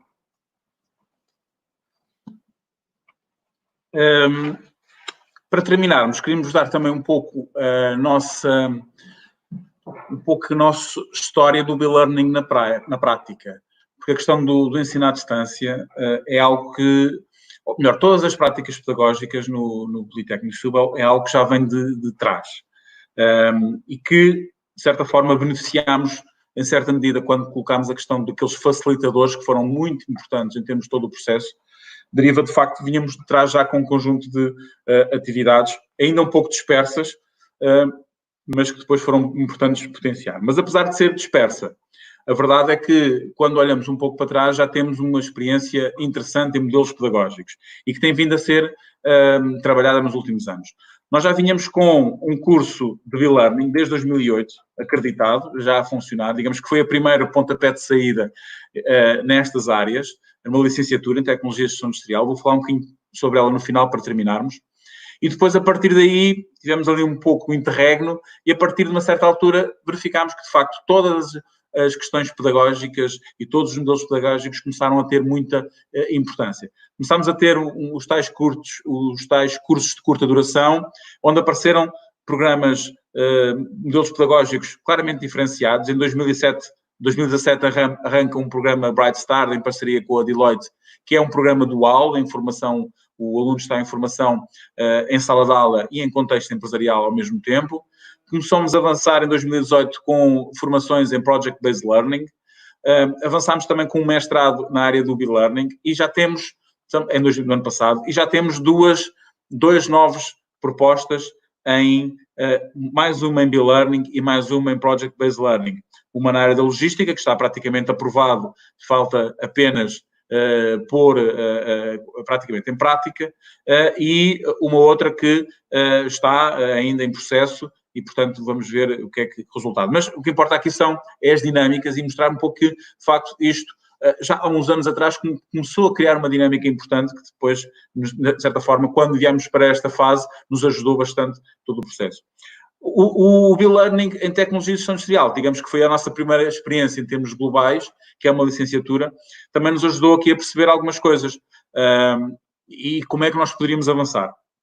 Ele foi direcionado para estudantes que estão a desenvolver atividade profissional, portanto é um curso noturno, que tem características específicas para este tipo de estudantes. São 4 anos, é por trimestres, só tem 2 dias por semana presenciais, tem um conjunto de atividades assíncronas, portanto tem atividade presencial e atividades assíncronas, e todo este modelo depois ajudou-nos automaticamente e todas as pessoas que no fundo estiveram um pouco ligadas a este curso acabaram depois por ajudar todo o processo que depois ajudou na disseminação. Acabou por estar aqui um know-how que já tínhamos em termos do Politécnico. Para além disso, como tinha bons resultados, nomeadamente uma taxa de abandono relativamente baixa nas áreas tecnológicas e também na formação noturna e uma relação muito direta com o tecido empresarial, tal como a Ângela tinha falado, e um número significativo de estudantes que depois persegue os estudos e, portanto, dando esta perspectiva de que os estudantes têm um projeto de formação ao longo da vida e que, portanto, para além de pelo facto de ter 30 anos e não ter tido a formação superior, existem perspectivas. E aqui o B-Learning foi uma solução que deu resposta a estes tipos de estudantes desde 2008 e que depois, de facto, potenciou todo este processo que temos estado a fazer e ajudou-nos. Acho que era isto que tínhamos para dizer. Resta-nos agradecer. Eu despeço-me aqui para o espaço à Ângela. Resta-me agradecer mais uma vez. Muito obrigado pelo convite. Espero que possamos voltar-nos a encontrar e, claro, se tiverem questões, estamos aqui para responder. Ângela. Agradecer-vos imenso o convite e a possibilidade de partilharmos esta, que foi uma experiência, que foi uma construção. E, portanto, neste momento nós estamos num regresso semipresencial, porque já temos algumas atividades com os estudantes a decorrerem, algumas atividades práticas, temos algumas avaliações presenciais também a decorrer, mas estamos efetivamente a aprender todos os dias e a construir o próximo ano com estas bases que fomos construindo este ano. Obrigada pelo convite.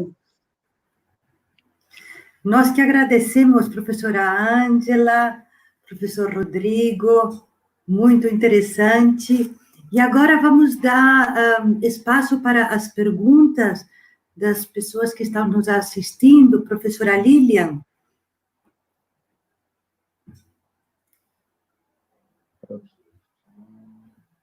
Alô?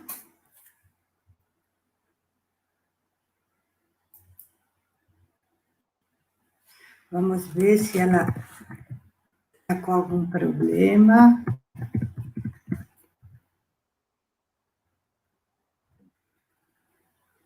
Muito bem. Ela iria colocar a pergunta online. Acho que talvez teve algum problema de conexão. Sim, voltei. Ela está voltando. Então, boa tarde a todos. Agora a gente fez a reunião de todas as perguntas enviadas pelas mídias sociais. Eu vou ler aqui, algumas perguntas foram direcionadas para algum professor específico, outras são gerais, e aí vocês podem abrir o microfone e irem respondendo, tá? Muito então, bem. A primeira pergunta... A primeira pergunta foi do Elvis Martins, postada no Facebook. Podem as escolas serem culpadas por não promoverem a educação da grade de formação de professores que inclua a tecnologia para essas aulas de hoje e amanhã? Ele se refere à formação dos cursos voltados com base em matemática, biologia, filosofia, e cursos voltados principalmente aos professores e complementados em cursos de licenciatura. A pergunta vai para algum dos nossos panelistas em especial, ou ele coloca a pergunta para todos? Para todos. Para todos.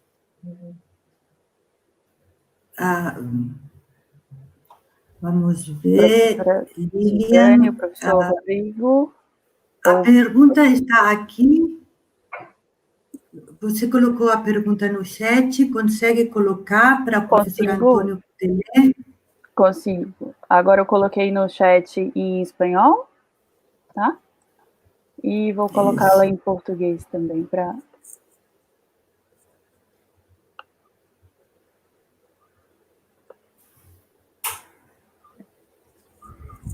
Vale. Sí, ya la tengo por aquí. Vale.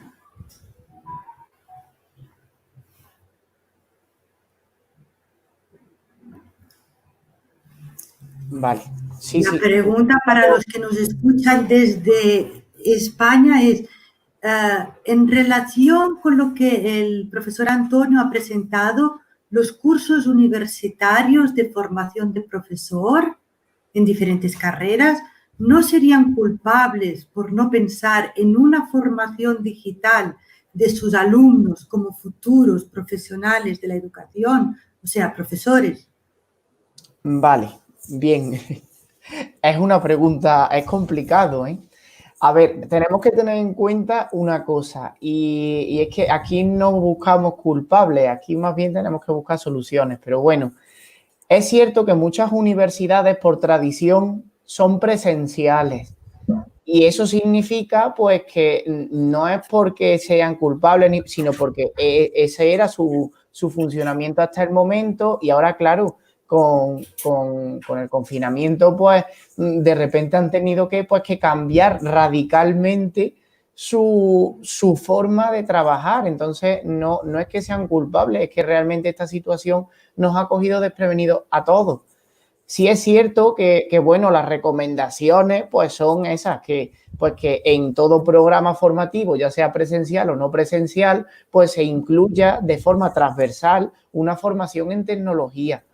Y ahí lo bueno de esta situación, lo comenté antes, pues es que ya se ha visto claramente que esto no es algo que le guste a solo unos pocos, como yo digo, unos frikis de la tecnología. No. Es algo que va más allá de eso y estamos pues jugando nuestro futuro. Es que ya no es nuestro futuro, es nuestro presente. Nosotros ahora mismo, si no tuviésemos esta tecnología, no podríamos estar cada uno en una parte del mundo comunicándonos con un montón de personas, que es algo maravilloso e impensable hace unos años porque no existía esto.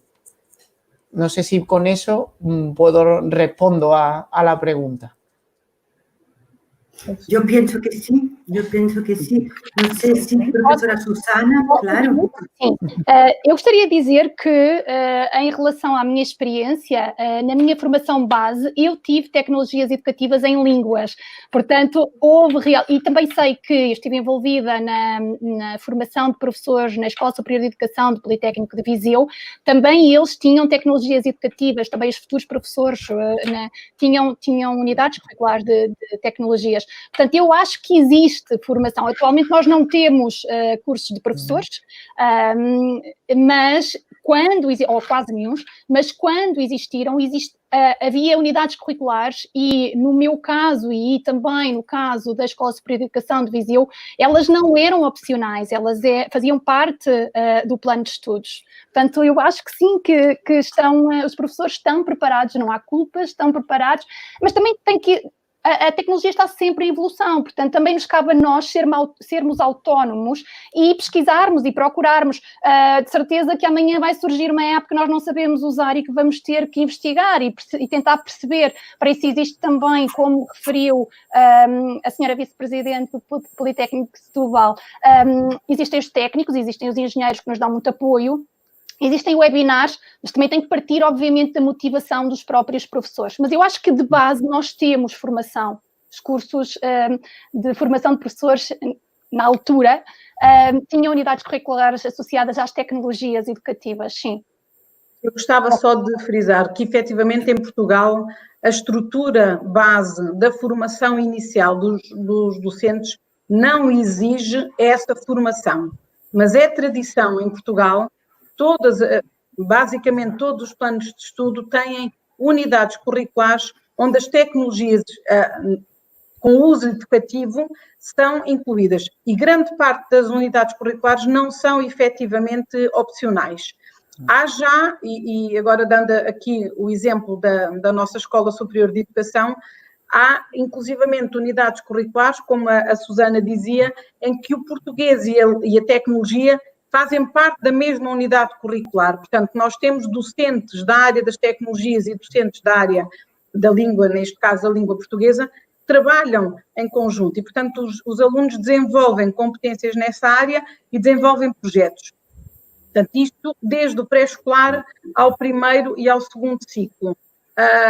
A formação em Portugal para os docentes das áreas específicas é um bocadinho diferente e, portanto, é depois no mestrado que, efetivamente, os docentes que vêm da área científica depois se formam nas áreas específicas do inglês, do português, portanto, a partir do segundo, terceiro ciclo, ou seja, a partir aí dos 12 anos para a frente.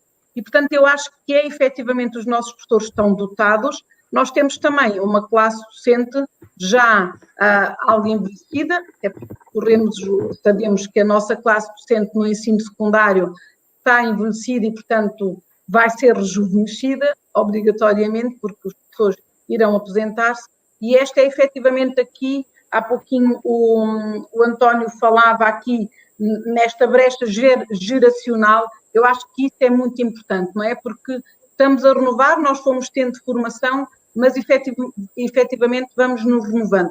Depois a formação ao longo da vida é transversal, desde o pré-escolar, desde a creche ao ensino superior, não é? Portanto, faz parte depois das nossas competências enquanto docentes procurarmos ir mais além. Então, vamos seguir com as perguntas. Agora, tem uma direcionada para o professor Antônio. A Cristina Ares Eliseu, do Facebook, ela parabeniza o webinar, parabéns pelo webinar. O professor Antônio falou bastante da trilha de conhecimento tecnológico digital dos professores e gostaria de saber se antes da pandemia também era pensado desta forma e em relação à criação dos currículos, se estão sendo orientados às necessidades do mercado.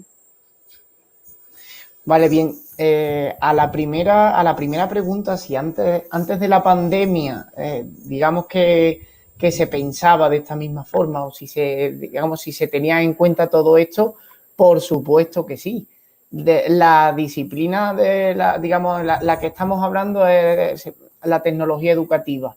Tecnología educativa como disciplina no tiene muchos años, pero hablamos de a partir de los años 40, ya empieza a estudiarse cómo la tecnología puede favorecer en este caso, por los entornos de aprendizaje. ¿Qué pasa? Pues que la tecnología ha evolucionado de forma muy rápida y quizás por ello y también pues porque siempre estamos hablando de formación y cuando hablamos de formación hablamos de instituciones de formación. Por ejemplo, una universidad, recordamos que es una institución con origen en la Edad Media y muchos de esos patrones de esas dinámicas pues nos vienen precisamente de esta época.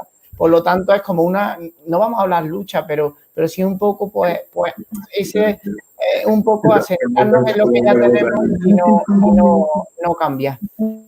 Pero por supuesto que sí se pensaba. Hay muchísimos estudios que afirman que la integración de forma apropiada de la tecnología en los contextos educativos favorece el aprendizaje. No hay duda. Problema, pues que dependiendo de la persona, pues ya esto era como algo voluntario, el que una persona integrase o no la tecnología en el aula. Ahora, pues, ¿qué está pasando? Pues que todo el mundo tiene que integrarla. Entonces, pues, aquellas personas que no lo hacían, pues parece como que ahora están empezando, pero que sí, que siempre dependiendo de a quién le preguntes, pero por supuestísimo que sí. Y además, yo comento, lo bueno de todo esto es que se va a ver pues, todas las posibilidades que tiene, no para solo una pequeña parte digamos, de los docentes, sino para todos. Porque al final esto lo único que nos hace es que nos ahorra tiempo, facilita las comunicaciones y bueno, y por supuesto que tenemos a disposición de golpe de clic de ratón toda la información casi, podemos decir, del mundo. Ojo, que no hay que confundir tener la información con tener el conocimiento, que el conocimiento es algo mucho más elaborado y ahí es donde está la universidad. Que puedo enganchar con la otra pregunta, la otra cuestión, y es que si los currículum están direccionados o enfocados a las necesidades actuales del mercado. Ahí habría que hacer, creo que una reflexión importante y es hasta qué punto el mercado debe condicionar los currículum. Vale, también sabemos pues que al final la persona tiene que trabajar y como se dice en mi pueblo, pues tiene que llevar el pan a su casa, por supuestísimo. Pero claro, también, por ejemplo, la universidad, se supone que su función pues es crear ciudadanos críticos, responsables y bueno, y sobre todo pues que sean capaces de dejar a las generaciones futuras pues un mundo mejor. cuidado con lo del mercado, pero que sí, que al final tienen que prepararte para un mercado laboral, para una profesión, y ahí la formación profesional, aquí en España, pues digamos, pues en secundaria derivamos a universidad o formación profesional, que en cada país tiene un nombre distinto. Sí está más enfocada a prepararte para un trabajo concreto. La universidad se supone que te prepara pues para salir a un mercado y adaptarte. Pero bueno, que sí, que debería ser más consecuente con luego la realidad, porque después tenemos las cifras de paro laboral que tenemos. Y sí, eso sí es una crítica que se le está haciendo ahora últimamente a la institución universitaria, el tema de los máster, en fin, no me extiendo más. Ok, eu agradeço. Mais uma pergunta para o professor Antônio, do professor Gilson, que é do Centro Paula Souza, Gilson Rede, e ele pergunta qual o prognóstico para as competições digitais pós-pandemia? Você acha que aprenderemos lições neste período de isolamento que podem nos servir no futuro? Pues empiezo por la segunda y después voy por la primera, porque la segunda no es que si aprenderemos, es que ya estamos aprendiendo y es lo importante, que ya efectivamente ya hay una conciencia social, ya no solo en el entorno, digamos, en el ámbito educativo, sino que toda la sociedad ya sabe que efectivamente este tipo de herramientas pueden servir para algo más que, como se venía haciendo hasta ahora, pues colgar un PDF o una presentación de diapositivas en la plataforma y que todo fuese eminentemente memorístico. Vamos poco a poco. El aprendizaje no es de un día para otro y, como comenté antes, es progresivo. Hay personas que ahora están tomando contacto con la tecnología. Por ejemplo, pues la Universidad de Sevilla ha creado ahora, pues cuando nos pilló esto de la pandemia, creó una unidad de apoyo pedagógico a la docencia no presencial. De forma que los profesores de la universidad que destacaban por sus prácticas innovadoras con tecnología, pues formaron pues un grupo de asesores que ayudaban a sus compañeros. Y ahí lo digo porque, por ejemplo, el profesor Julio Cabero, el director de mi grupo de investigación, pues forma parte, encabeza ese grupo. Y muchas veces, pues eso, comentamos pues cómo hay distintos niveles y cómo pues poco a poco se está tomando conciencia, pero hablamos de personas que puede sonar a lo mejor aquí en España, es muy normal pues tener un ordenador portátil y hay personas que no lo tienen, pero no porque no se lo pudiesen permitir, sino porque no veían la necesidad de tenerlo. Y esto ha hecho que esas personas pues digan, ojo, que me tengo que preparar para esto. Y no sabemos el curso que viene cómo va a ser, que eso todavía está en el aire. Nosotros ahora, para el curso que viene, tenemos que preparar 3 escenarios distintos para docencia presencial al 30%, docencia 100% online, pero ya nos estamos preparando, que es lo importante. Así que por ahí creo que contesto esa pregunta. Y bueno, esto de los pronósticos, los futuribles, a mí no me gusta, yo no tengo una bola mágica que diga esto a dónde va a ir, no lo sé. Pero sí sé que, por ejemplo, nosotros estamos trabajando con la Consejería de Educación de la Junta de Andalucía, que es la responsable de la educación no universitaria.